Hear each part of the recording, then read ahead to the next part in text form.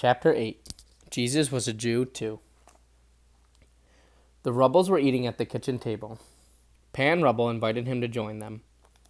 Panny Rubble filled a dish with potatoes and an omelet. Jurek remembered to cross himself before beginning to eat. The meal passed in silence, apart from the sounds of lips smacking and spoons clinking against tin plates. Jurek glanced at the plate of the light-haired boy sitting next to him. It had pieces of meat on it. When they were through eating, Pan Rubble turned to him and asked, "What brings you here, son?"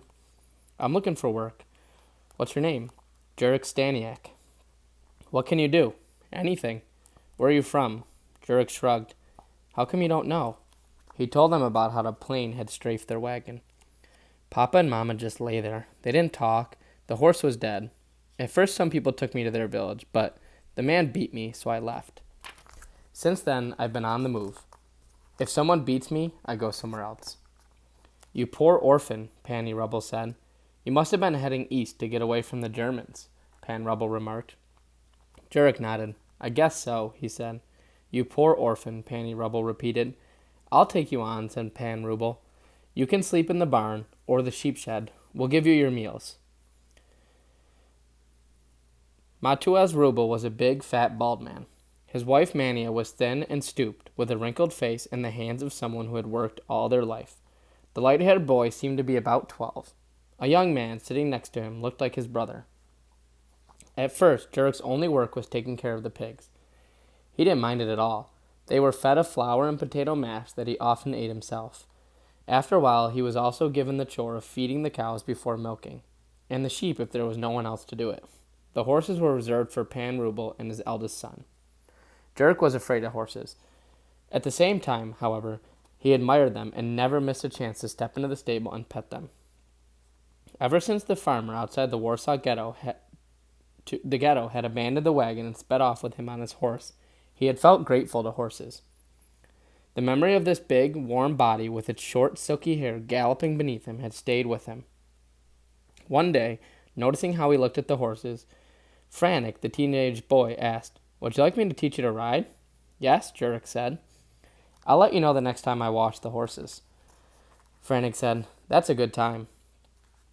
One day, Pan Rubble came to watch him at work and nodded with satisfaction. "How old are you?" he asked. "I guess 9. "So if I beat you, you'll go somewhere else?" Jurek grinned. "When I was your age, I was sent away to work for the local squire. I only came home on Sundays. We were 10 children. Whenever a new one was born, someone had to leave home to make room." He told Jurek about all the cows, sheep, and horses he had owned before the Germans came and took them. All week long, Pan Rubble was friendly. He slapped Jurek on the back and was kind to all his animals, not just the horses. But on Sundays, when he came home drunk, he was a terror. Usually he spent Saturday nights drinking with his friends until dawn. Everyone knew he was home because of the shouts, screams, and sounds of the dishes breaking and doors banging. If his eldest son Victor was there, he defended his mother. Pan Rubble would have to leave the house and take out his anger on the animals, kicking the cows and chasing the pigs around their sty. If he caught Franek or Jurek, he slapped their faces, pulled their ears, and marched them in front of him with kicks in the rear. Monday mornings found him petite and unshaven. Still dressed in his creased weekend clothes, he would look for Jurek and ask, "Say, how many times did I hit you yesterday?" Jurek would present with him the bill and receive a 1 zloty coin for every time. It was enough to buy candy in the village store and sometimes a box of matches. He remembered being without matches in the forest and decided to hoard them.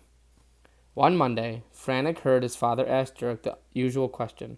When Pan Rubble walked off, he said, "Are you a dope? Why don't you add a few more slaps?" "That's what I'd do. I'd run away from home if he didn't pay for me hitting me. But this way it's worth it." The two of them went to the village store to buy candy. Panny Rubble saw them returning together.